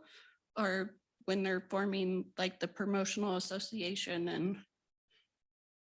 I think when they're forming the promotional, well, I guess it'd be at the beginning when they form the entertainment district to say like, if somebody was opposed to, they're right up against it, they have, a business that they don't think would be beneficial to, is there the opportunity to say, I really don't want this to go forward? Not that I just don't want you bringing alcohol into my business, but I'm not like, is there an opportunity for that kind of feedback? It would come before council, so they'd have the opportunity to come Okay. before council and express any concerns or support at that time. Oh, okay, I thought this went before the local licensing authority, so it comes before council first. and then Entertainment the district, entertainment yes. district. Oh, okay, I'm missing that step. Okay, so they would have that opportunity at that point. Yes. Okay, and then I am also, that solves that concern. And I'm also in favor of that first year review to make sure everything's running smoothly and then the administrative approvals after that, but I think that first review is important. And that is all the feedback I have. Thank you. Thank you. Thank you. Does anyone else have any feedback, questions, comments? Councilmember Schaaf wants to go at it again. Just a real quick question. So do we allow entertainment districts to overlap? I know that there's the common consumption that those can't overlap, but can entertainment districts, can those overlap? I do not believe so. We'll confirm. We don't Okay. believe so. Okay, thanks. That's all I have, Mayor Pro Tem. Thank you. Anybody else? Going once, going twice. Sold. I guess no other comments or questions. It sounds like I'm all in favor of what you're proposing, particularly the entertainment districts. I think that's long overdue. Sounds great. Thank you. Thank you. Thank you Yes, for ma'am. covering that, Mayor Pro Tem. I agree. I think it's great. That concludes the agenda items for this evening's study session. There being no further business, the study session is adjourned.